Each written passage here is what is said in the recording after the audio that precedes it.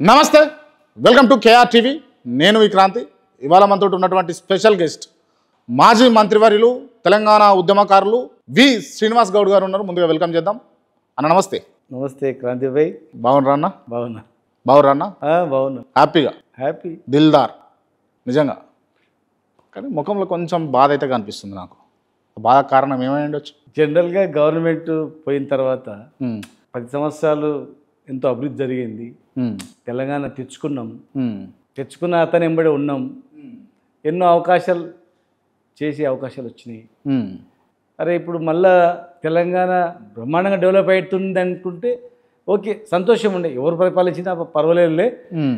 రైతులు సంతోషంగా ఉన్నారు, విద్యార్థులు సంతోషంగా ఉన్నారు, పేదవాళ్ళు మంచిగా ఉంది, హైదరాబాద్ తెలంగాణ డెవలప్ అవుతుంది. అట్లా ఉంటే సరే, ఎవరు పరిపాలిస్తే ఏముంది, మనం తెచ్చిన తెలంగాణ బ్రహ్మాండంగా అయితే మంచిగా అవుతుంది కదా, మనమే పరిపాలించాలని ఏం లేదు కానీ ఉంటుండే. ఇప్పుడు లేదు కనుక కొంచెం బాధ అనిపిస్తుంటుంది. పార్టీ అధికారం కోల్పోయినందుకు బాధ ఉందా, లేకపోతే శ్రీనివాస్ గౌడ్ ఓడిపోయినందుకు బాధ ఉందా? ఓడిపోయినందుకు కాదు, ఇది కాదు. తెలంగాణలో సమస్యలు చూస్తుంటే మళ్ళీ మొదటికి వచ్చే కదా అనేటువంటి బాధ. మొదటికి ఏమొచ్చిందన్న? బ్రహ్మాండంగా ఇప్పుడు వెనకడికి మేము రైతు కుటుంబం మాది. వ్యవసాయం ఎండిపోతుండే, పంటలు పండకుండే, రైతులు ఏడుస్తుండ్రి, ఊర్లో గోస ఉంటుండే, వలసలు పోతుంది, రకరకాల కుల వృత్తులు అన్నీ విధ్వంసం అయ్యిండే. ఇప్పుడు మళ్ళీ రైతు ఏడుస్తున్నాడు. ఏడబోతే కూడా నిన్న పోయినాము, వడగండ్లు పడ్డామని ఏడుస్తూ ఉంది, వెదలు కొట్టుకుంటా ఉంది. జ్యోతి అనే ఒక మహిళ బొక్కలోనిపల్లెలో, కోడూరులో, తెలుగుగూడెంలో రైతులు మళ్ళీ మొదటికి వచ్చారు కదా. అరే మా పంటలు ఎండిపోయా, నీళ్ళు వస్తలేవు, కరెంట్ వస్తలేదు, రైతు బంధు లేదు, ఏం మళ్ళీ బతుకులు ఆగమైపోయాయని చెప్పి అట్లా ఆ పరిస్థితి వచ్చి కాదని బాధ అనిపిస్తుంది. అంతే. పదవి ఏందని ఏ పదవులు శాశ్వతమా కాదు భయ్. 10 ఏళ్ళు మంత్రిగా చేసినటువంటి వ్యక్తి, ఎమ్మెల్యేగా ఉన్నటువంటి వ్యక్తి పదవి లేకపోతే బాధపడడా? అట్లేం లేదు. పదవి అంటే మాకు తెలుసు కదా, మేము కేవలం రాజకీయం గురించి వచ్చిన వాళ్ళం కాదు. తెలంగాణ రాష్ట్రం కావాలని ఉద్యోగం చేస్తూ తెలంగాణ రాష్ట్రం గురించి కొట్లాడిన వాళ్ళం, ఉద్యోగంలో ఉండి జైలు పోయిన వాళ్ళం. ఇవాళ తెలంగాణ వచ్చిన తర్వాత అధికారంలో ఉన్నాం. అధికారం శాశ్వతం కాదని మాకు తెలుసు. ఎవరు కూడా కంటిన్యూ ఉండరు, ప్రాసెస్ అనేది కంటిన్యూ ఉండదు, గ్యాప్ అవుతుంది గ్యారెంటీగా. గ్యాప్ అయిన తర్వాత జనరల్గా మాలాంటి వాళ్ళకి ఏమనిపిస్తుంది అంటే, జనరల్గా మనం బతుకుదేరే రైతు, తెలంగాణ అంటే మొత్తం రైతు బాగుంటే అందరు బాగుంటారు. అట్లా ఊర్లు అందరు సంతోషంగా ఉంటే, ప్రజానీకం సంతోషంగా ఉంటే, తెలంగాణ ఏ అంశాల మీద కొట్లాడామో, తెలంగాణ ఎందుకు రావాలని కొట్లాడామో ఆ అంశాలు బాగుంటే బాగుండేది. ఇలా పరిపాలన అనేది కొంత బాధ అనిపిస్తుంటే అస్తవ్యస్తంగా అయిపోయింది. ఒక law and order, crime rate పెరిగిపోయింది, మొత్తం ల్యాండ్ రేట్ తగ్గిపోయింది, చిన్నాభిన్నం అయిపోయింది పరిస్థితి. ఒక పద్ధతి ప్రకారం లేదు, అడ్మినిస్ట్రేషన్ అనేది కరెక్ట్గా లేదు. ఓకే. దానివల్ల అనిపిస్తుంది మనం తెచ్చుకుంటే తెలంగాణ 10 ఏళ్ళు పరిపాలిస్తే ఇంకా మనం 10 ఏళ్ళు మేము బ్రహ్మాండంగా అన్నీ చేసినామంటలేం. సాధ్యమైనంత వరకు చాలా అంశాలలో చేసినాం, చాలా ఇంకా చేయాల్సింది ఉండే, ఇంకా బ్రహ్మాండంగా చేస్తాం, మీకన్నా బ్రహ్మాండంగా చేస్తామంటే ప్రజలు ఏం చేసిండ్రు, వాళ్ళు చేత పెట్టిండ్రు. బ్రహ్మాండంగా చేయకపోయినా ఇవన్నీ యాజ్ టీజ్గా పద్ధతి ప్రకారమే, కరెంట్ ఇవ్వకుండా, రైతు బంధు ఆగకుండా, ప్రజలకు మంచినీళ్ళు కరెక్ట్గా పోకుండా అన్న ప్రకారం, వాళ్ళు ఇచ్చిన మాట ప్రకారం అన్ని అంశాలు, తులం బంగారం ఇస్తాను, తులం బంగారం కానీ, పెన్షన్లు 4000 కానీ, మహిళలకు స్కూటీలు, విద్యార్థులకు కానీ, అట్లా ఏవైతే వాళ్ళు మాట ఇచ్చిండ్రో అవి ఇచ్చినవన్నీ చేస్తే బాగుండే. ఇలా పరిస్థితి లేదు కనుక బాధ అనిపిస్తుంది. గవర్నమెంట్ కంటిన్యూ ఎవరు ఉంటారండి ప్రపంచంలో, ఎవరు ఉండరు, దేశంలో ఎవరు ఉండరు, కంటిన్యూగా ఎవరు ఉండరు. ఏదో ఒకసారి గ్యాప్ అవుతుంది. అయిన తర్వాత మళ్ళీ బ్రహ్మాండంగా వాళ్ళు చేస్తే వాళ్ళు కంటిన్యూ అవుతారు. ఇవన్నీ విషయాలు కాసేపు మనం పక్కన పెడితే, రాజకీయాలు శ్రీనివాస్ గౌడ్కు సెట్ అయినాయా, లేకపోతే ఉద్యమకారునిగానే బాగుండేనా, లేకపోతే ఉద్యోగిగా బాగుండేనా? అంటే ఎట్లుంటుంది, తెలంగాణ ఉద్యమకారునిగా చాలా బాగుంటుంది.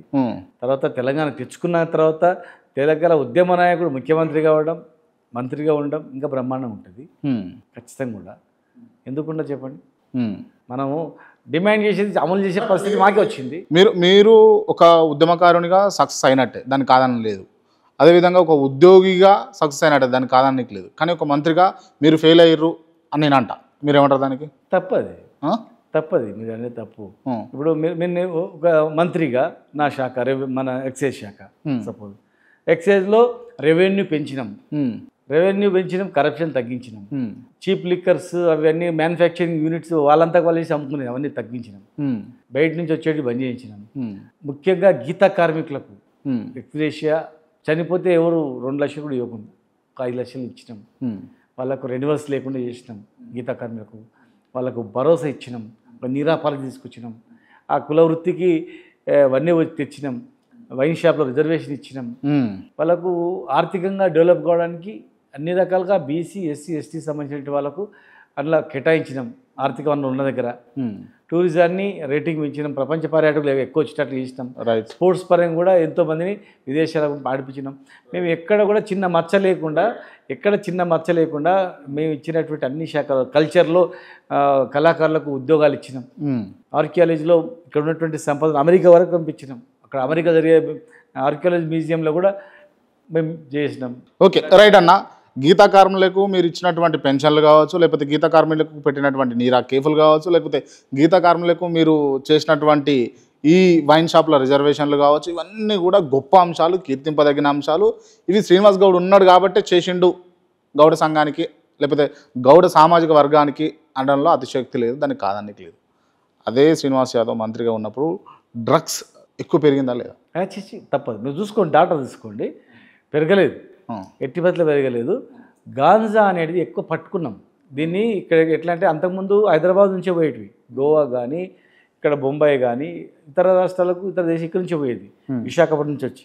మేము అక్కడి నుంచి ట్రాక్ చేసి ఎక్కువ మొత్తాన్ని పట్టుకొని కేసు చేసి ప్రభుత్వానికి అప్పచెప్పినాం.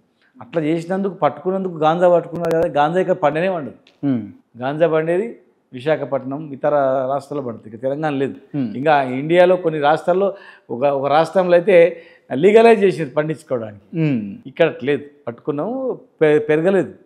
ఇవన్నీ డ్రగ్స్ అవన్నీ ఏమో ఇంటర్నేషనల్ నుంచి వస్తాయి, ఎయిర్పోర్ట్ నుంచి వస్తాయి. గాంజా అనేవి ఇక్కడ నుంచి వస్తుంది, పెరగలేదు అస్సలు.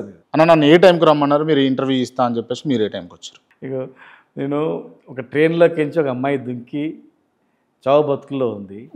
ఇమ్మీడియట్గా నేను అక్కడ వెళ్ళినాం. అవన్నీ డాక్టర్స్ కానీ ఇక్కడ హాస్పిటల్లో సరైన వైద్యం అంతారంటే ఇమ్మీడియట్ అక్కడ పోయి డాక్టర్స్తో మాట్లాడినాం, రైల్వే ఎస్పీ గారితో మాట్లాడినాం, వాళ్ళని పట్టుకోవాలని చెప్పినాం. అక్కడనే చాలాసేపు ఉన్నాం. వాళ్ళు పాపం వేరే జిల్లా వాళ్ళు, వేరే అనంతపురం నుంచి వచ్చిన వాళ్ళు, అనంతపురం జిల్లా వాళ్ళు, ఆంధ్రప్రదేశ్ వాళ్ళు.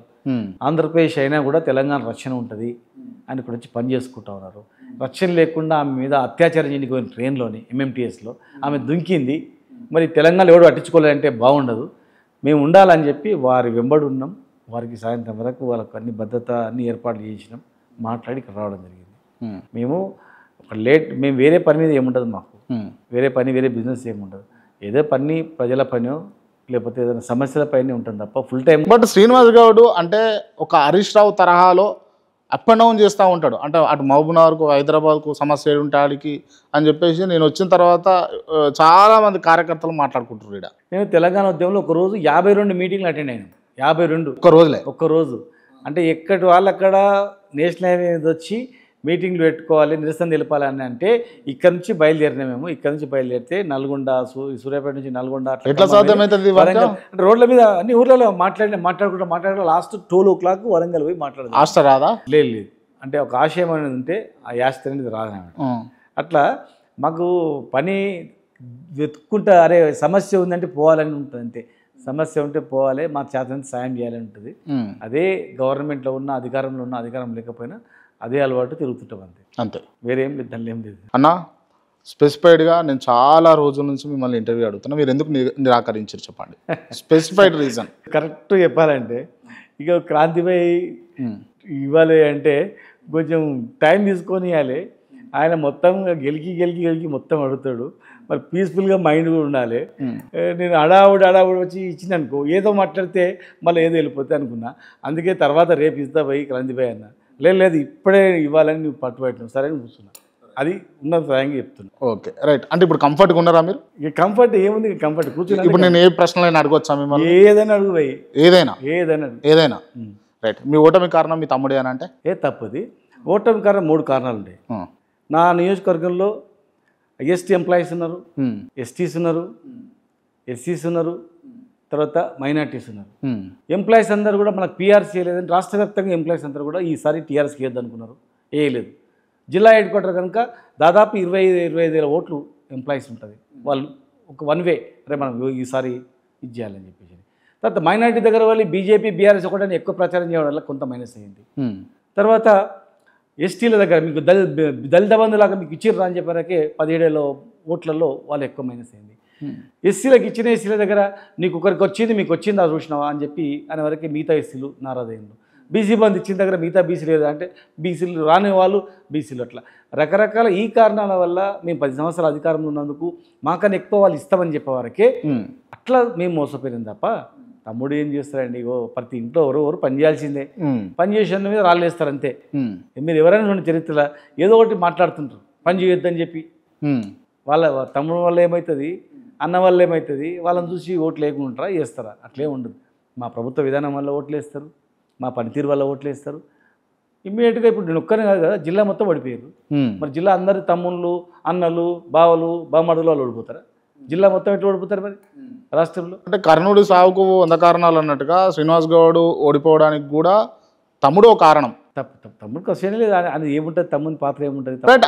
ఎక్కడ చూసినా క్లియర్గా మీ నియోజకవర్గంలో కావచ్చు, లేకపోతే తెలంగాణలో కావచ్చు, లేకపోతే మిమ్మల్ని నమ్మినటువంటి అభిమానులు కావచ్చు, మీతో తిరిగేటటువంటి ఫాలోవర్స్ చెప్పే అంశం ఏంది అని అంటే, మా అన్న, మా శ్రీనన్న ముఖ్యమంత్రి తర్వాత ముఖ్యమంత్రి అసలు ఆయనే అని చెప్పేసి క్లియర్గా చెప్తుండే.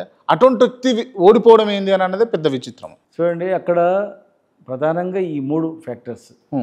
వీళ్ళంతా అంటే అసత్య ప్రచారం నమ్మి మోసపోయారు. ఇప్పుడు ఎన్టీ రామారావు ఓడిపోయిండు మా జిల్లాలోని. అంతకుముందు ఇందిరాగాంధీ గారు ఓడిపోయినరు, రాహుల్ గాంధీ గారు ఓడిపోయినరు, ప్రియాంక గాంధీ గారు ఓడిపోయినరు, మా కేసీఆర్ గారు కూడా కామారెడ్డిలో ఓడిపోయినరు. పెద్ద వాళ్ళు కూడా అందరూ ఓడిపోయారు కదా. ప్రైమ్ మినిస్టర్ కూడా ఓదారినాడు ఓడిపోయినరు. ఓడిపోయినంత మాత్రం గెలిచినప్పుడు గెలిపించారు కదా, ఇదే ప్రజలు గెలిపించారు కదా. ఇదే ప్రజలు 2 సార్లు గెలిపించారు. ఈ జిల్లాలోనే స్వాతంత్రం వచ్చినప్పటి నుంచి ఇప్పటి వరకు హైయెస్ట్ మెజారిటీ ఎవరికి లేదు, నాకే వచ్చింది. హైయెస్ట్ మెజారిటీతో గెలిపించినప్పుడే వాళ్ళు మంచోళ్ళు. ఎట్లయితుంది మరి? గెలిపించినప్పుడు ఎవరు గెలిపించినట్లా? ఇప్పుడు ఎవరైతే వల్ల ఓడిపోయినామో వాళ్ళు మళ్ళీ గెలిపించినట్లా? అట్లా ఉండదు. రాజకీయాలు ఎట్లుంటుంది అంటే క్రాంతి గారు, ఓడిపోయినప్పుడు అంటారు ఉంటే ఇప్పుడు కొంత జెలసీ ఉంటుంది, ఉండొచ్చు. నేను పూర్తిగా కొట్టిపాడేయలేను. కొంత అరే మనసులలో రకరకాల మంది ఈయన వల్ల ఓడిపోయిన ఆయన వల్ల కొంత ఉండొచ్చు. కానీ నా ఓటమికి నాకు తెలిసినంత వరకు ప్రధానమైనటువంటి కారణం, ఓడించే శక్తి ఒక వ్యక్తికి లేదు, గెలిపించే శక్తి ఒక వ్యక్తికి లేదు. గెలవడం అనేది పార్టీ విధానాలు చేసిన అభివృద్ధి, ఓడిపోవడం అనేది ఇంకా ఎక్కువ అభివృద్ధి అవుతుంది, ఇంకా ఎక్కువ డెవలప్ అవుతుంది, ఇంకా రకరకాలు అవుతుంది. రకరకాలుగా ఉన్నాయి, ఎన్నో రీజన్స్ ఉన్నాయి. ఇంకోటి చెప్పాలంటే మేము చెప్తున్నాం కదా, మేము ఇచ్చిన స్కీమ్స్ అన్నీ కూడా డైరెక్ట్గా మా నాయకుల వల్ల నెంబడి ఇవ్వలేదు, డైరెక్ట్ ఆన్లైన్ అకౌంట్లో ఇచ్చినాం. ఇక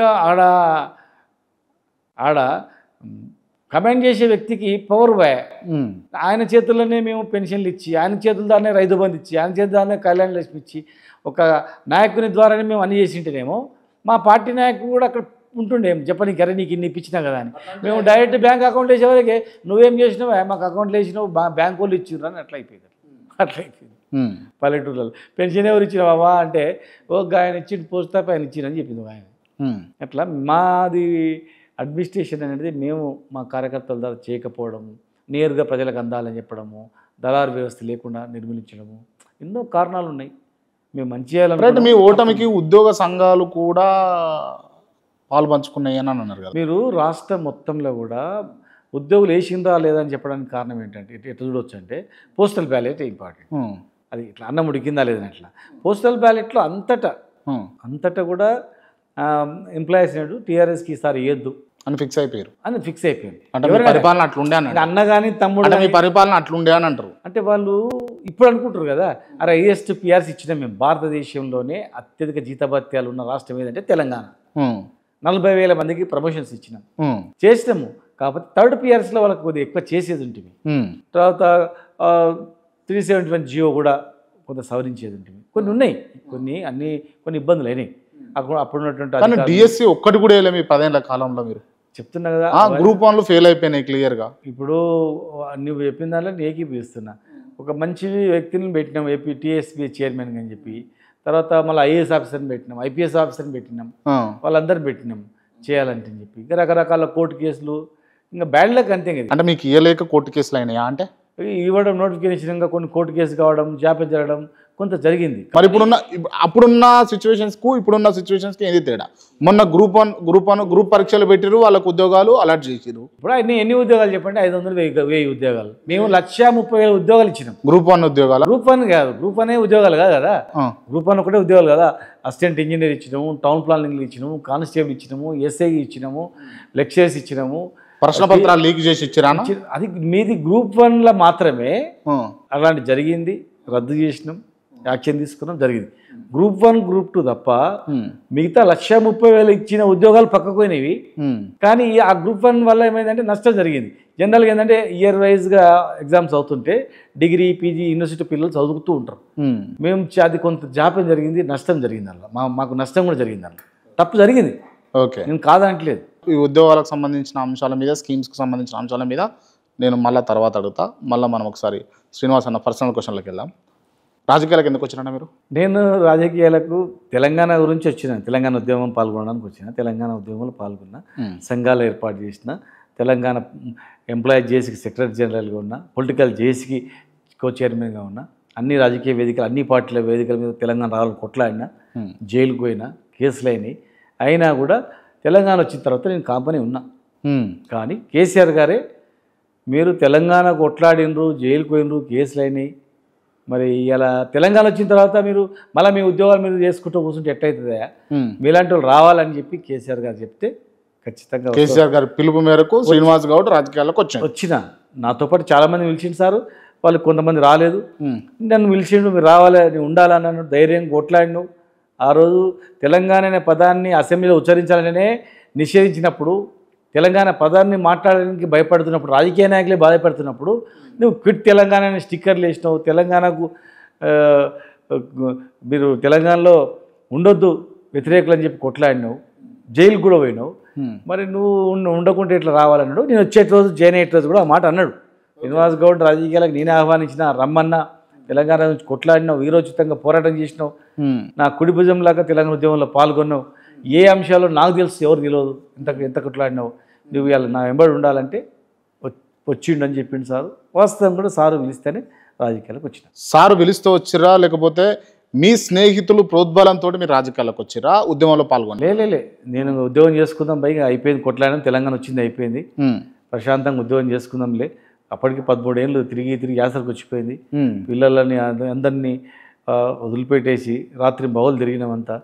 ఇక వదిలిపెట్టి వచ్చినాక సార్ రావాలి, మీరు ఉండాలి, అధికారంలో మీరు ఉంటేనే మిమ్మల్ని మంత్రి చేస్తా, అధికారంలో ఉన్నది, మీకు అడ్మిషన్ తెలుసు, మీరు వస్తేనే అందరం ఉన్నట్టు. ఉద్యమకారులు ఎవరు లేకపోతే మళ్ళీ వాళ్ళకే భయపడాల్సి వస్తుంది. పాత రైట్. 2006లో మీ పైన ఏసీబీ దాడులు జరిగినప్పుడు మిమ్మల్ని కాపాడింది, మీ వెంటున్నది, మీకు సహకరించింది ఎవరు అని అంటే? నాకు అప్పుడు నేను పి. జనార్దన్ రెడ్డి గారు ఆయన 16 జియో మీద కేసులు వేపిస్తుంటే, క్వశ్చన్స్ వేపిస్తుంటే, తర్వాత పోతిరెడ్డి పార్ మీద అవన్నీ వేస్తుంటామంటే చాలా దగ్గర పీజీఆర్ గారిని. ఒకరోజు పీజీఆర్ గారు పిలిచి, తమ్మి నీ మీద బాగా ఎంక్వైరీ చేస్తున్నారు, తెలిసిపోయింది, ఇవన్నీ మనం రెగ్యులర్గా కలిసేదంతా కూడా, జర జాగ్రత్త ఉండి తమ్మి అని అన్నాడు. సార్ నన్ను ఏం చేస్తారు సార్, ఏమైనా చేస్తే ఇట్లనే ఏమైనా కేసు ఏసీపీ కేసులు ఇరికిస్తారు సార్ అన్న. నేనేమైతే డబ్బులు తీసుకునేది ఏం లేదు కదా, అన్ని ప్రాపర్టీలు గవర్నమెంట్కి డిక్లేర్ చేసిన, ఏముంటుంది సార్ అన్న, అవి ఉన్నాయి కూడా తక్కువ ప్రాపర్టీలు, గదే తమ్మి గదే చేస్తారు చూడ అన్నాడు. ఆయన చెప్పిన వారం రోజులల్లో డిస్ప్రపోర్షన్ ఆఫ్ అసెట్స్ అని చెప్పి నాకు 25 లక్షల ప్రాపర్టీ ఉంది అని చెప్పి, నేనే ఏదైతే గవర్నమెంట్కి సబ్మిట్ చేసినో ఆ సబ్మిట్ చేసిన పేపర్లు సీరియల్ నెంబర్తో, అదే సీరియల్ నెంబర్తో సహా యాజ్ తీసుకుని నా మీద కేసు చేసింది. అంటే మీకు 20 లక్షల ప్రాపర్టీ లేకుండే? ఉన్న ప్రాపర్టీ, పర్మిషన్ తీసుకున్న ప్రాపర్టీ, ఇల్లు. మా నాన్న చిన్నప్పుడు, నేను 1వ తరగతి ఉన్నప్పుడు మా నాయన నా పేరు మీద చేసిన భూమి, నేను హౌసింగ్ బోర్డులో నేను తీసుకున్న ఇల్లు, ఎల్ఐజీ అలాట్మెంట్ చేసినవి, ప్రభుత్వం నుంచి పర్మిషన్ తీసుకొని కొన్నటువంటి ప్రాపర్టీలు ఎవరి ఇయర్ యాన్యువల్ రిటర్న్ చేస్తాం. ఆ చేసినటువంటిది గవర్నమెంట్కి చేసినటువంటిది దాన్నే అట్లనే యాజ్ కేసు చేసింది. అసలు వాళ్ళు ఒకటి మార్చడం కూడా మార్చలేదు అన్నమాట. అట్లా ఏదో ఆధార చేసిండ్రు. చేసిన తర్వాత నాకు చిన్న మెమో కూడా ఇవ్వలేదు, ఛార్జెస్ కూడా ఫ్రేమ్ చేయలేదు. మళ్ళీ 2 ఏళ్ళ తర్వాత వాళ్ళ కేసు విత్డ్రా చేసింది గవర్నమెంట్. అది పి. జనార్దన్ రెడ్డి గారు ముందే చెప్పిండు. అప్పుడు స్టార్ట్ చేసినాం మేమంతా. పీజీఆర్ గారిని బట్టి మేము ఇక్కడ భువనగిరిలో పోయి పెద్ద సభ పెట్టినాం. పెద్ద సభ, చాలా పెద్ద సభ పెట్టి వచ్చినాం. గద్దర్ గారు మేము అందరం కలిసిపోయినాం. గద్దర్ 97, 98లో గద్దర్ మీద కాల్పులు జరిపినారు. మేము మీటింగ్ వచ్చిన తర్వాత నెక్స్ట్ ఆయన మీద కాల్పులు జరిపారు గద్దర్ అన్న మీద. మళ్ళీ నేను 2004లో నేను అల్వాల్ కమిషన్ ఉన్నప్పుడు గద్దర్ అన్న కూడా అక్కడ ఇల్లు, అక్కడ అంత మాజీ నక్సలైట్లు అందరూ ఉన్నారు, ప్లాట్లు కావాలని చెప్పి గద్దర్ అన్న చెప్తే అక్కడ ఆర్టీసీ కాలనీ ఉంటుంది, ఎల్లమ్మ కాలనీ అంటే చెప్పేసి అని. ఆర్టీసీ కాలనీ వెంకటాపురం దగ్గర స్కూల్ వెనకాల 2 ఎకరాలు మొత్తం లేఅవుట్ చేసి వీళ్ళందరికీ ఇచ్చినాం. ఇస్తే కలెక్టర్ మీద కోపమైండు, అట్లెట్లా మీరు పట్టాలు వాళ్ళకు ఇచ్చేసారు, హౌస్ నెంబర్లు ఇచ్చేసారు అని చెప్పేసి.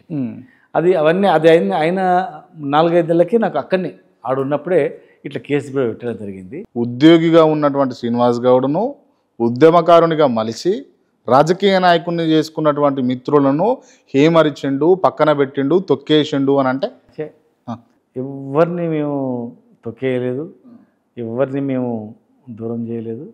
నిరంతరం మేము ఉదయం 6 గంటలకు లేస్తే రాత్రి 12 వరకు పని చేసుకుంటూనే ఉండేది, నేను తిరుగుతూనే ఉండేది. నా దగ్గరికి వచ్చిన ఏ వ్యక్తికి కూడా నేను సాయం చేయలేదు, ఎలగొట్టినా అనేది ప్రసక్తే లేదు. అక్కడ అందరికీ మేము సాయం చేసినాం, మా దగ్గరికి వచ్చిన వాళ్ళందరికీ. రైట్. కాకపోతే మీరు మంత్రిగా ఉన్నప్పుడు 2 కార్పొరేషన్ చైర్మన్లు 2 సంవత్సరాలు ఆపించారు మీరు. నా మినిస్ట్రీలో 11 ఉండే కార్పొరేషన్ చైర్మన్లు. కార్పొరేషన్ చైర్మన్ ఇచ్చేది మంత్రులు కాదు, ఎక్కడైనా ఏ గవర్నమెంట్. ఇప్పుడు కూడా రేవంత్ రెడ్డి గారు ఇస్తారు, ఏ మంత్రి ఆ మంత్రి శాఖ కింద ఇచ్చేది ఉండదు. అట్లా ముఖ్యమంత్రి గారు ఇస్తాడు, ఎవరెవరికి ఇవ్వాలి, ఎట్లెట్లు ఇవ్వాలని చెప్పి ముఖ్యమంత్రి గారు నిర్ణయిస్తారు తప్ప మంత్రి శాఖ కింద ఉన్నాయి, మంత్రి ఇష్టం వచ్చినట్టు ఏనికి కింద పిఎల్ నౌకర్ క్యాబినెట్ ర్యాంక్ పోస్టులు అవన్నీ కూడా గవర్నమెంట్ డిసిషన్ తీసుకుంటారు. ప్రభుత్వం ముఖ్యమంత్రి గారు ప్రధానంగా డిసిషన్ తీసుకుని ఇస్తారు, మన చేతిలో ఉండేది ఉండదు. ఆయన కేసీఆర్ గారికి సార్ ఈయనకి ఇవ్వద్దని చెప్పేది ఉండదు. ఆయన ఎవరెవరు ఆ రోజు సాయం చేసిండ్రు, ఎవరెవరు పనికి వస్తారని. దేవి ప్రసాద్ను శ్రీనివాస్ గౌడ్ తొక్కేసిండా లేదా? దేవి ప్రసాద్ మెదక్ జిల్లా, నాది మహబూబ్నగర్ జిల్లా. ఆయన నేను మినిస్టర్గా ఉన్నప్పుడు బేవరేజ్ కార్పొరేషన్ చైర్మన్గా కూడా ఉన్నాడు అతను.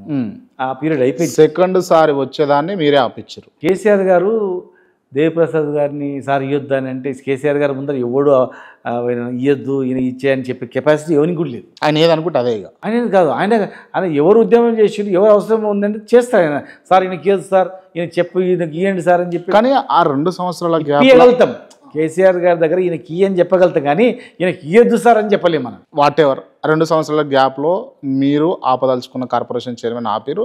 అది ఏదో జరిగిందట 2 సంవత్సరాల మధ్యలో, నిజమేనా? నాకు మంచి మిత్రుడు దేవిప్రసాద్ గారు, అట్లేం లేదు. ఆయన ఉద్యమకారుడు, ఆయనకు ఖచ్చితంగా మా గవర్నమెంట్ నుంచి కూడా చైర్మన్గా ఇచ్చడం జరిగింది. ఫ్యూచర్లో కూడా ఆయనకు ఉంటుంది, అట్లేం లేదు. రైట్. ఈ క్వశ్చన్లో నేను ఎక్కువ ల్యాక్ చేయదలుచుకోలే, పేర్లు తీయదలుచుకోలే. శ్రీనివాస్ గౌడ్ హత్య రాజకీయాలు చేస్తాడా? సార్ చేయండి భయ్, నాకు అవసరం లేదు. అసలు రావా? అస్సలు అవసరం లేదు. రావా అసలు? నాకు రావు, హత్య రాజకీయాలు రావు మీకు? రావు. Okay right. ఇక నేను అడగానండి, మీ మనస్సాక్షి తెలిసే జరుగుతుంది. అట్లా 100% నాకు లేదు. నాకు ఒకవేళ ఏదన్నా చిన్నది ఉన్నా కూడా నేను మొత్తం తీసేసుకుంటా తప్ప నేను సేవ చేయాలి జీవితం. తీసేసుకుంటా అంటే ఎవరైనా ఈ తప్పు అంటే దాన్ని సవరించుకుంటా. ఓకే. నాకు తెలియకో ఏదైనా తప్పు జరిగితే కూడా, అరే ఇట్లా తప్పు జరిగిందంటే కూడా ఆ తప్పుని నేను సరి చేసుకుంటా, కానీ నేను అట్లా కావాలని చేసింది ఉండదు, చేయను, ఇన్ ఫ్యూచర్లో కూడా చేయను. రైట్ అన్న. అంటే నాకు ఇంటర్వ్యూలో కూర్చున్నప్పటి నుంచి ఇప్పటిదాకా చూస్తే మిమ్మల్ని బిఫోర్ కూడా చాలా ఇన్నోసెన్స్గా, చాలా వినమ్రతంగా అండ్ చాలా సింప్లిసిటీగా అనిపిస్తున్నారు. బట్ ఇంత మెయింటైన్ చేస్తున్నటువంటి శ్రీనివాస్ గౌడ్ మీద ఈ హత్య రాజకీయాలకు సంబంధించినటువంటి చాప్టర్ ఎందుకు బయటకు? మా జిల్లా ఎట్లుంటుందంటే అది డేంజర్ జిల్లా. అది మా జిల్లా రాజకీయంగా ఎదగనియరు, ఎవరిని ఎక్కడ ఎదగనియరు. ప్రజలు చాలా మంచోళ్ళు, ప్రజలు అన్ని వర్గాలు అన్ని కులాలు మంచోళ్ళు. జనం అలా ఎవరు మంచి పని చేస్తే ఆదరిస్తారు. లేకపోతే 60,000 మెజార్టీ నాకు దగ్గర 60,000 మెజార్టీ నాకు ఎట్లా ఇస్తారు సెకండ్ టైంలో. కనుక రాజకీయ నాయకులు ఎవరైతే ఉన్నారో వాళ్ళతోనే పెద్ద ప్రాబ్లం ఉంటుంది అంతా. వాళ్ళు ఏదేదో పుకార్లు పెట్టిస్తుంటారు, లేకపోతే ఏదో ప్రాబ్లం క్రియేట్ చేస్తుంటారు, కొన్ని జరుగుతూ ఉంటాయి.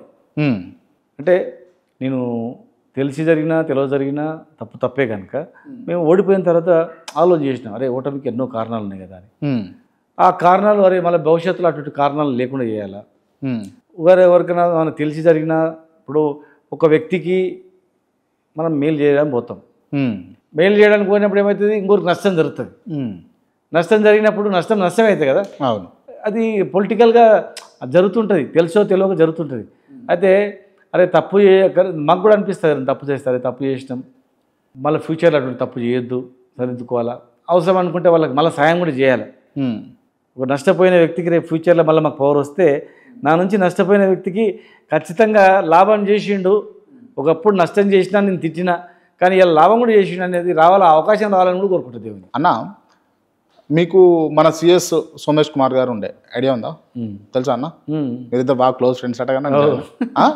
బాగా అంటే అంతకుముందు ఉద్యమంలో ఉన్న జాన్ జిగిరిలు నిజంగానా? ఏ జాన్ లేదు జిగిరి లేదు. జాన్ జిగిరిలు ఉంటే నేను ఎన్నో ఆయన మారుస్తుంటే ఆయన్ని ఎన్నో. ఇప్పుడు ఆయన వల్ల చాలామంది చెప్తుంటారు కదా, ఇట్లా జరిగింది అట్లా జరిగింది అని చెప్తుంటారు. ఆయన సిఎస్ అయినాక మారిపోయాడు. అంతకుముందు బాగానే ఉండే, చీఫ్ సెక్రటరీ అయిన తర్వాత బాగున్నాడు, సిఎస్ అయిన తర్వాత మారిపోయాడు. బట్ సిఎస్ సోమేష్ కుమార్ గారికి ఉన్నటువంటి జాగలు, భూములు, స్థలాల పక్క పొంటే మీ స్థలాలు కూడా ఉంటాయట, నిజమేనా? అంత ఉట్టి మాట్లాడాలి. నిజమేనా? ఉట్టి ఉన్నాయనుకో, ఒకవేళ ఉన్నాయనుకో, అవన్నీ గవర్నమెంట్ ఇప్పుడు సిఎస్ఎం పడతారు కదా, బయట పెడతారు కదా, అవన్నీ పెడతారు కదా. పకడ్బందీగా చేసి ఉండొచ్చు. ఏ పగడు కాలేదు, పగది లేదు. వాస్తవంగా చెప్పాలంటే చీఫ్ సెక్రటరీ అయినాక మస్తు సార్లు మేము ఇట్లా సవరించుకోవాలి పద్ధతిగా లేదు, మస్తు సార్లు మేము మాట్లాడినాం. సిఎస్ కాకముందు జిహెచ్ఎంసీలో పనిచేస్తున్న ముందు మేము గట్టిగా లొల్లి పెట్టేది ఉద్యమంలో, అట్లా గొడవ చేసి భయపెట్టించినందుకు కొంతవరకు ఉండే అతను. తర్వాత చీఫ్ సెక్రటరీ ఎప్పుడైతే అయ్యిండో ఇంకా ఆయన రూట్ వేరు, ఆయన పద్ధతి వేరు. మాకు మా శాఖలో ఉన్నా కూడా అంత పెద్దగా మేము ఆయనని పెద్ద ఇది కూడా చేయలేదు, అటువంటిది ఏం లేదు. ఆయన వల్ల కూడా కొంత అక్కడక్కడ అడ్మినిస్ట్రేషన్లో ఎంప్లాయీస్కు సరిగా ఉండకపోవడం, వాళ్ళ దగ్గర కొన్ని తప్పు సలహాలు ఇవ్వడం అటువంటి అన్నీ చేసిండు అతను. కనుక మా దగ్గర లేడుగా. సిఎస్ అయినప్పటి నుంచి మేము మాకు అంత క్లోజ్నెస్ కానీ మాట్లాడడం కానీ అన్నీ ఏం లేవు. అండ్ ఇంకోటి ఏంటి అని అంటే అన్న, ఎందుకు శ్రీనివాస్ గౌడ్ మీద ఈ షాద్ నగర్ నుంచి మహబూబ్నగర్ దాకా ఏడ ఖాళీ జాగాలు కనబడితే ఆడ ఖాళీ జాగాలు, లేకపోతే ఏడ భూములు కనబడితే ఆడ భూములు, అన్నింటి మీద ఖర్చులు వేయడము, లేకపోతే కబ్జాలు చేయడం చేసిండు. కబ్జాలు చేయం కానీ కొనుక్కుంటాం భయ్, కొనొద్దామే, భూములు ఉండొద్దా మాకు? బికారిగా ఉండాలనా, బికారిగాల్లాగా ఉండాలా, లేకపోతే దివాళ్ళు తీసినట్టు ఉండాలా? ఎవరైనా ఉంటే కొంటాము, బాజాబ్తా కొంటాము. కబ్జాలు చేసింది అనుకో గవర్నమెంట్ ఊరుకుంటారా? ఇట్స్ పెడతారు. ఎందుకు కబ్జాలు చేస్తారు శ్రీనివాస్ గౌడ్ అని పేరు ఎందుకు వెళ్ళింది? ఇగో కబ్జాలు చేయాల్సిందంటే హైదరాబాద్లో చేస్తాం, అక్కడ పోయి పల్లెటూరులో చేస్తాం భయ్. హైదరాబాద్లో ఎక్కడ చేస్తే కోట్లు అయిపోయాయి, నువ్వు ఆడ పోయి చేయాల్సిన అవసరం ఉంటుంది. కబ్జాలు ఎవడు చేస్తావు? ఎవడు ఈ ఆళ్ళ రేపట్లో కబ్జాలు చేసే అవకాశం లేదు. ఎవడు కోడు ఇక అన్నదమ్ములే గుద్దుకుంటారు, తన్నుకుంటారు. అన్యాయంగా భూములు కొన్నారా?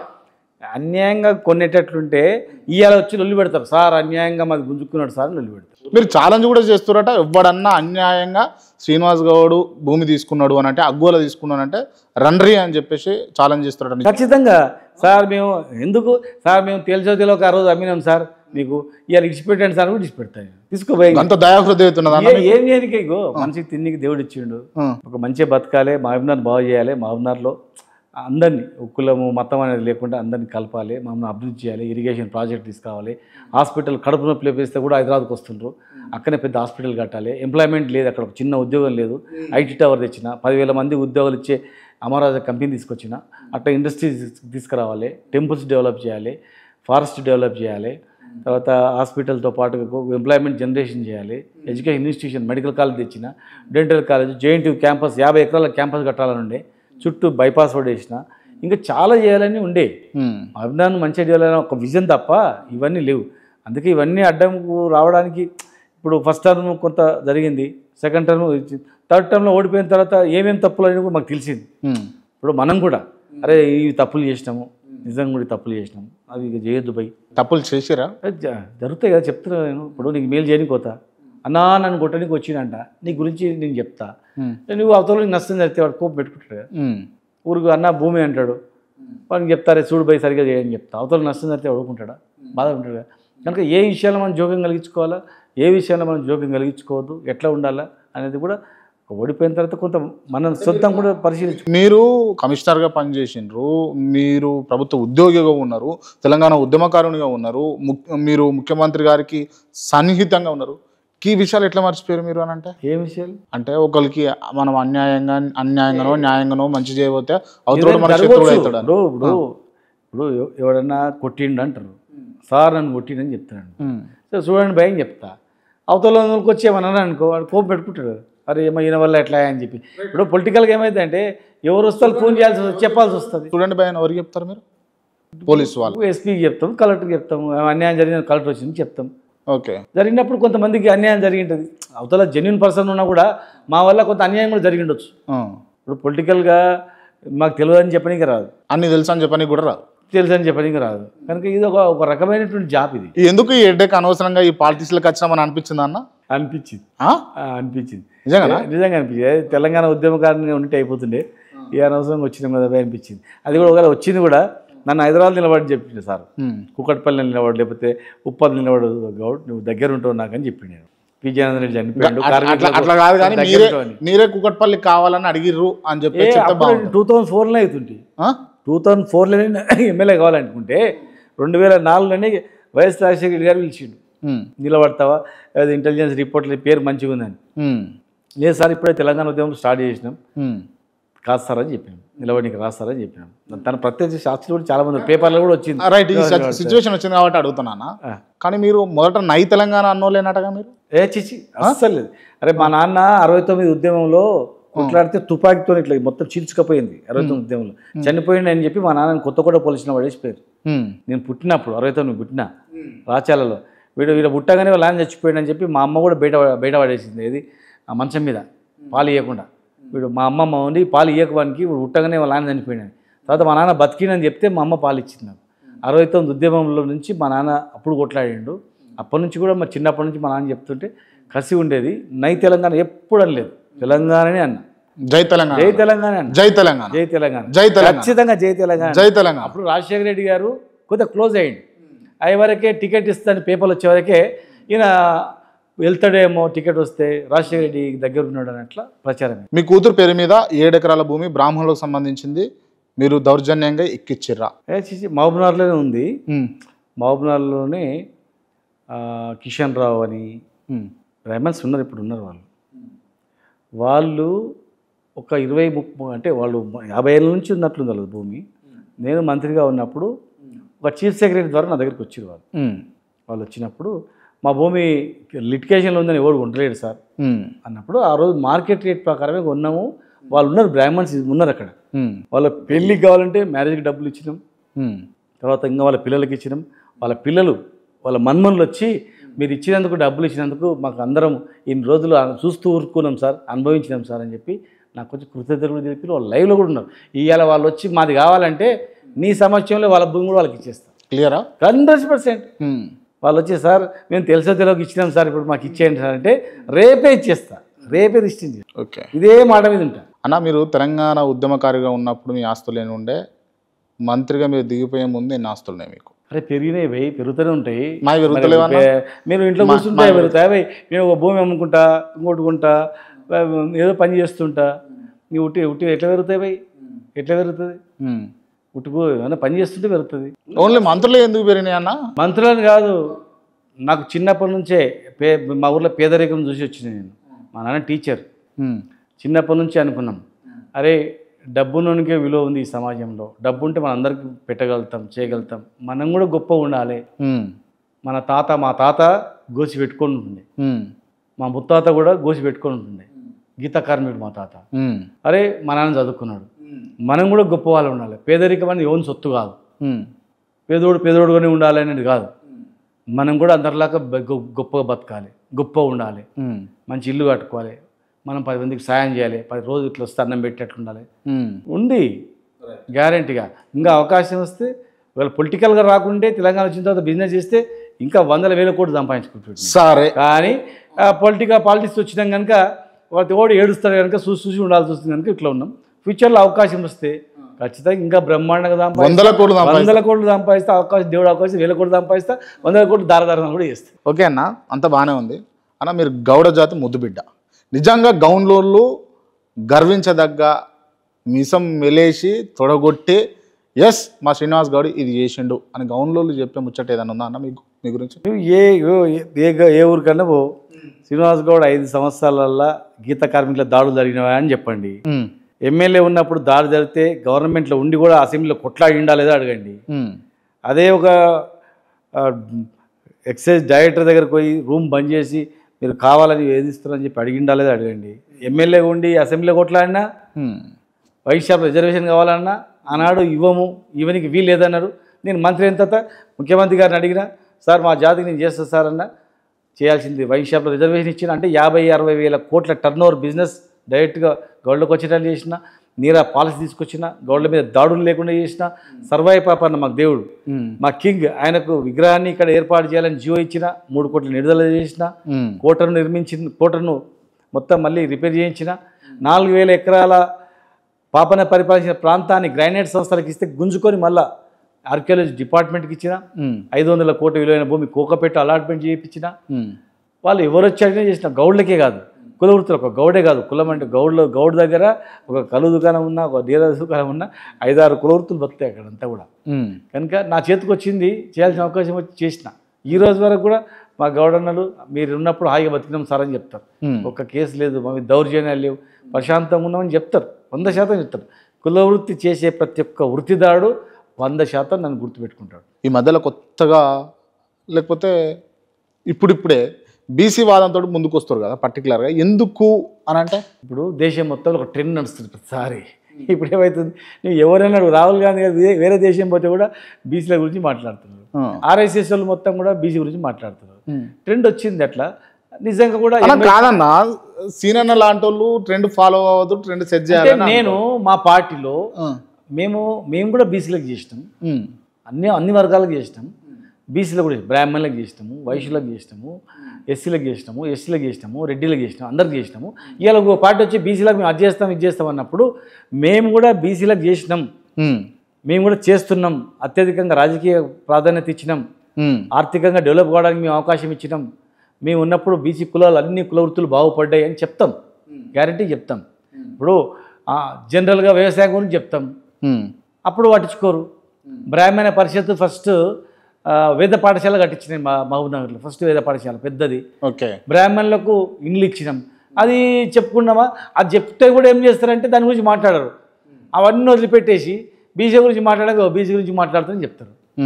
అన్ని కులాల గురించి మాట్లాడినాం, అన్ని కుల వృత్తుల గురించి మాట్లాడినాం, అందరికీ కూడా సాయం చేసినాం. బీసీ వాదం అని ఒక పార్టీ మాట్లాడుతున్నప్పుడు మేము ఊరుకోం కదా. ఇప్పుడు మేము అందరూ ఓట్లు వేస్తేనే గెలుస్తారు. ఇప్పుడు బీసీలందరూ మేము మా పార్టీని మేము ప్రొటెక్ట్ చేసుకోకపోతే, ఒక రెడ్డి గెలవాలంటే బీసీలు అందరూ వేయాలి కదా, ఇంకొక ఫార్వర్డ్ క్యాష్ గెలవాలంటే అందరూ వేయాలి కదా. మరి బీసీలు మేము ఇంత చేసిన తర్వాత బీసీలను కూడా మేము చేసినామని చెప్పుకోకపోతే పొరపాటున వాళ్ళ పడ్డారు అనుకో, మరి గెలిచేటోళ్ళు ఎట్లా? మీ టికెట్ ఇస్తే గెలిచేది ఓటు వేసేటోళ్ళని మేము ఆపుకోవాలి కదా. కనుక మేము బీసీ వాదం వాళ్ళు పెట్టినప్పుడు మాట్లాడినప్పుడు మీకన్నా ఎక్కువ మేము బీసీలకు చేసినాం, అన్ని రంగాల్లో వాళ్ళకి ముందుకు రానిచ్చినాం, అన్ని వర్గాలకు చేసినాం. ఈ బీసీ వాదాన్ని ముందుకు తీసుకోవడం వల్ల బీఆర్ఎస్ పార్టీకి ఏమన్నా దూరం అవుతారా? చర్చ అట్లే ఉండదు, పార్టీ కూడా ఏకీభవిస్తుందా? పార్టీ లైన్లోనే మేము పోతాం. పార్టీ వద్దన్నప్పుడు మేము గప్పు అవుతాం, మనంతా పార్టీ లైన్. ఒకవేళ మీ పార్టీ మీరు తీసుకున్నటువంటి బీసీ నిదానంతో పోతుర్రు, వద్దు అని వ్యతిరేకంగా ఉన్నది అనుకో, శ్రీనివాస్ గౌడ్ ఊకుంటాడా? మా పార్టీ వద్దు అని చెప్పదు. మా పార్టీ రెడ్డిలకు చేసింది, ఎస్సీలకు చేసింది, ఎస్టీలకు చేసింది, బీసీలు కూడా చేసింది. అత్యధిక వర్గము ఎన్టీ రామారావు కూడా బీసీలకు ఎక్కువ చేసినందుకే ఆ పార్టీ గట్టిగా స్టాండ్ అయింది. ఇవాళ మా పార్టీ కూడా బీసీలకు ఎక్కువ ప్రాధాన్యత ఇవ్వాలి, లోకల్ పార్టీ రిజర్వేషన్స్ ఇవ్వాలి, ఆర్థిక ప్రయోజనాలు ఇవ్వాలి, వాళ్ళని బలంగా చేయాలి, మన పార్టీ కూడా బలంగా ఉండాలి అనేటువంటి నినాదం ఉంది. మా పార్టీలో ఉన్నటువంటి రెడ్డిలు కానీ వేరే క్యాస్ట్ ఓసీలు కానీ వాళ్ళు కూడా అరే వాళ్ళందరూ ఓట్లు వేస్తే మనం గెలుస్తాం కదా, మరి లోకల్ పార్టీ రిజర్వేషన్ ఇవ్వాలి, వాళ్ళని గట్టిగా వాదాన్ని మన పార్టీ కూడా బలపరచాలి, గట్టిగా బలపరిస్తేనే మన దగ్గర ఉంటారు. లేదనుకో వేరే పార్టీలో వెళ్ళిపోయారు అనుకో కష్టమవుతుంది కదా అని మనం చెప్తే అయినారు. మన బీసీలో రాజకీయంగా వాడుకోవడం కోసమే రాజకీయ పార్టీలు చూస్తున్నాయా? బీసీలకు అన్ని రకాల మేము చేస్తూ చెప్పబోతే ఎట్లా? ఇప్పుడు కాంగ్రెస్ పార్టీ ఉంది, ఎంతమందికి టికెట్ ఇచ్చారు? రాహుల్ గాంధీ గారు ఒక పార్లమెంటుకు 2 బీసీలకు ఇవ్వాలని టికెట్లు ఇచ్చిండ్రా చెప్పండి? ఎంతమందికి మంత్రి పదవులు ఉన్నాయి చెప్పండి? ఇవాళ భారతీయ జనతా పార్టీ సంబంధించినటువంటి ఎంతమంది బీసీలు గతంలో ఎమ్మెల్యేలు ఉన్నారు చెప్పండి? ఎక్కడ లేదు కదా. బీఆర్ఎస్ పార్టీ ఎంతమందిని చేసిందన్న మంత్రులను? మేము ప్రతి సంవత్సరం కూడా ప్రతిసారి 5 మంది ఉండేది, 5-6 మంది ఉండేది కంపల్సరీ కూడా. ప్లస్ కార్పొరేషన్ చైర్మన్లు, ఎమ్మెల్సీలో కూడా మోస్ట్ బ్యాక్వర్డ్ క్లాస్లో కూడా ఇచ్చేది, అన్ని వర్గాలకు ఇచ్చేది. ఎవరైతే ప్రాధాన్యత ఓసీలో కూడా ప్రాధాన్యత లేనటువంటి వాళ్ళకు వైశ్యులకు ఇచ్చిన అవకాశం ఇచ్చినాం, బ్రాహ్మణులకు అవకాశం ఇచ్చినాం, అట్లా అందరికీ అన్ని వర్గాలకు ఇచ్చినాం. కనుక ఈరోజు మా పార్టీలో ఉన్నటువంటి ఓసీలు ఎమ్మెల్యేలు అవుతుంటారు వాళ్ళు కూడా అరే మన వాళ్ళు గట్టిగా మాట్లాడితే మనకు మేమే గెలుస్తాం కదా, వాళ్ళు ఓట్లు వేపిస్తే మనమే గెలుస్తాం కదా, వాళ్ళ సొంత ప్రయోజనం ఏముంటుంది వాళ్ళు అర్థం చేసుకుంటారు. పార్టీ కూడా ఇంత పెద్ద వర్గాన్ని వద్దనుకోదు, ఇప్పుడు మా పార్టీ అట్లా నిర్ణయం తీసుకోదు. మెజార్టీ వర్గాలకు న్యాయం చేసే పార్టీ మాది. అన్న, రేవంత్ రెడ్డి గారు మాజీ ముఖ్యమంత్రి అయినటువంటి కేసీఆర్ గారిని తిట్టినప్పుడు మీలాంటి ఉద్యమకారులకు కలిగిన ఫీలింగ్ ఏంది? అంటే ఒక తండ్రి లాంటి మనిషిని పట్టుకొని తండ్రి అన్న కేసీఆర్ నిజంగా వయసు పెద్ద వయసు కదా, అంత పెద్ద వయసుని పెట్టుకొని తెలంగాణ తెచ్చిన వ్యక్తిని పట్టుకొని ఆయన నోట గురించి అన్నాడు తెలంగాణ కేసీఆర్ ఒక్కడే తెచ్చిండా అని అతనే అన్నాడు కదా, ఆయన ఇంటర్వ్యూలో అన్నాడు కదా, కేసీఆర్ లేకపోతే తెలంగాణ వచ్చేది కాదని చెప్పి. అటువంటి ఆయన పట్టుకొని ఆ పదజాలం మారడం అనేది, ఒక ముఖ్యమంత్రిగా మాట్లాడడం అనేది ఆయన స్థాయికి తగ్గదు అది. ఒక ముఖ్యమంత్రి స్థాయిలో ఒక హుందాగా మాట్లాడితే ఆయన గౌరవం పెరుగుతుంది. ఆయన ఆ హోదా మర్చిపోయి హుందాగా మర్చిపోయి కేసీఆర్ని తిడితే ఎలక్షన్లకు ముందు తిట్టినంత వరకు నడిచిపోయింది. కానీ ఇప్పుడు ఆ పదవిలో ఉండి తిడితే మాత్రం ఆయననే చిన్న పోతాడు, ఆయననే ప్రజలు అసహించుకుంటారు తప్ప కేసీఆర్కి ఏం కాదు. ఆయన జనంలో పలస అయిపోతాడు ముఖ్యమంత్రి తప్ప కేసీఆర్ అయితే గొప్పోడు కాడు ఆయన. బీఆర్ఎస్ పార్టీలో వర్గాలు ఉన్నాయన్న? ఏముండవు, బీఆర్ఎస్ పార్టీలో ఒకటే వర్గం. ఎవరి వర్గం? మొత్తం ఓన్లీ కేసీఆర్ వర్గమే, మొత్తం కేసీఆర్ వర్గమే అంటున్నా. ఓకే, కానీ హరీష్ రావు వర్గం ఒకటి, కవిత వర్గం ఒకటి, కేటీ రామారావు గారి వర్గం ఒకటి, మీలాంటి లీడర్ల వర్గాలు ఒక్కొక్కరు ఒక దగ్గర పోతుంటారు, క్లోజ్ అవుతుంటారు. వాళ్ళు ఇచ్చిన ప్రిఫరెన్స్ బట్టి ఆడ అతకపోతారు కొందరు, ఇట్లా అట్లా అంతా. కానీ వర్గం అని కాదు, అందరూ ఒకటే కేసీఆర్ వర్గం. మీరు అంటే మీ పార్టీలో చూసినటువంటి మినిస్టర్లలో మీతో సహా వర్క్ చేసినటువంటి వాళ్ళలో బెస్ట్ మినిస్టర్ అని అంటే ఎవరిని చెప్తారు?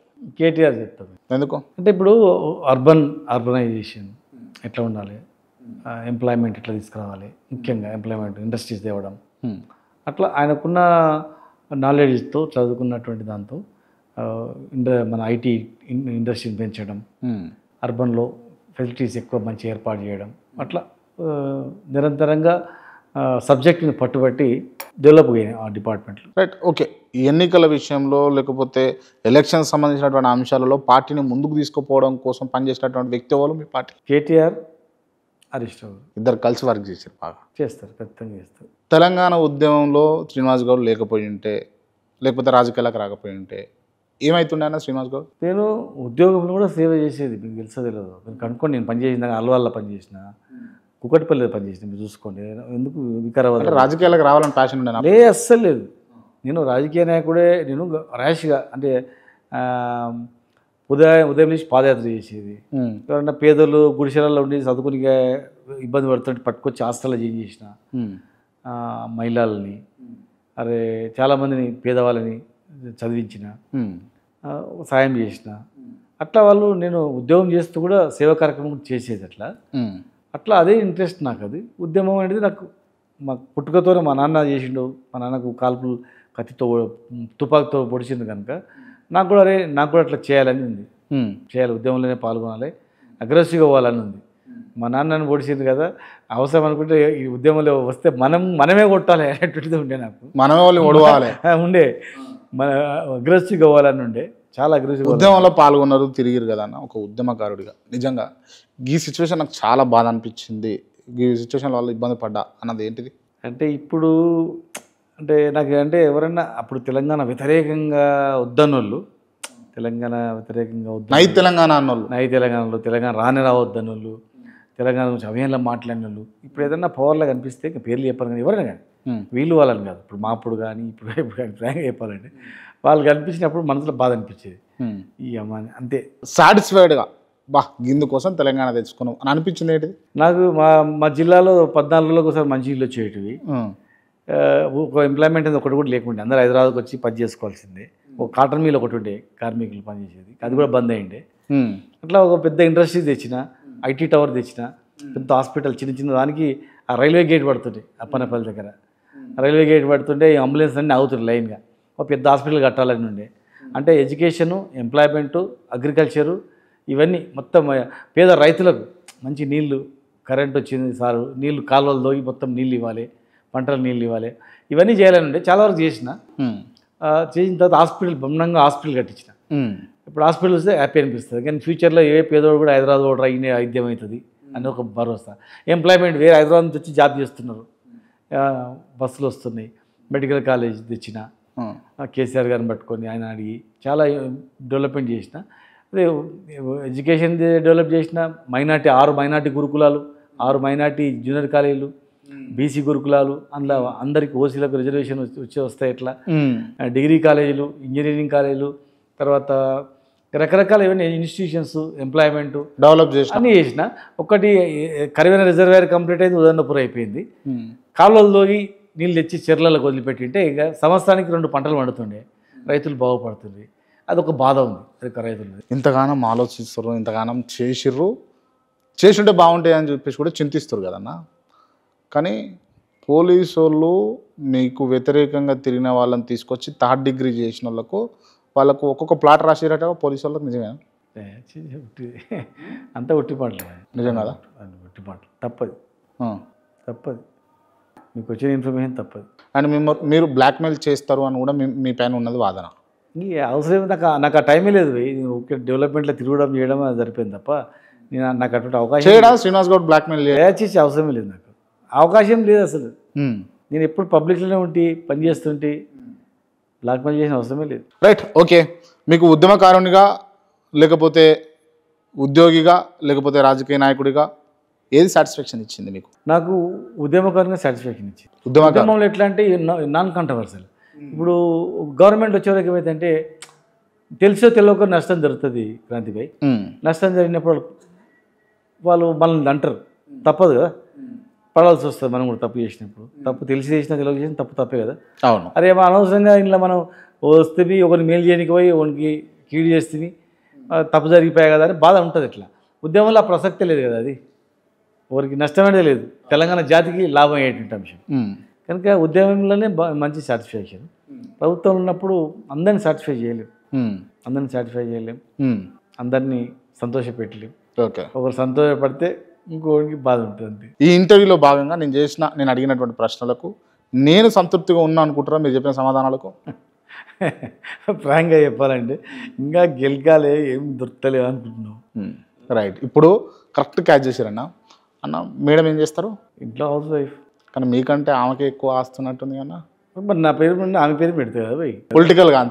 అంతే మీదైనా తనదైనా మీదే ఒకటే కదా, ఆమె పేరు పెడతా. అదే ఒక డౌట్ అప్పటి నుంచి కొడతా ఉన్నది, అడగాలని వద్దా అనిపించింది, అందుకే అడుగుతున్నా. 100% కదా. అంతేనా? అంతే. Okay, right. ఓకే అన్న, సహకరించినందుకు, ఇంతసేపు మీరు మాతోటి టైం కేటాయించినందుకు first of all I appreciate you, I like you. Thank you అన్న, థ్యాంక్ యూ సో మచ్ అన్న. ఈ ఇంటర్వ్యూ క్లోజ్ చేసే ముందు నేను కొంతమంది పేర్లు చెప్తా, వ్యక్తులు కావచ్చు, వ్యవస్థ కావచ్చు. ఓన్లీ 1 word ఆన్సర్ ఇవ్వాలి. ముందుగా తెలంగాణ తొలి ముఖ్యమంత్రి KCR, great leader. Harish Rao, trouble shooter. KTR, future CM. Kalvakuntla Kavitha, she is also great leader. Revanth Reddy, failure CM. Somesh Kumar, wrong adviser. Jagadishwar Reddy, ఉద్యమకారుడు. ఈటల రాజేందర్, ఉద్యమకారుడు. DK Aruna, good leader. Dasoju Sravan, intellectual, great leader. Talasani Srinivas Yadav, senior most best leader. Rebel Dayakar, great leader. Keshava Rao, intelligent. Kadiyam Srihari, అవకాశం.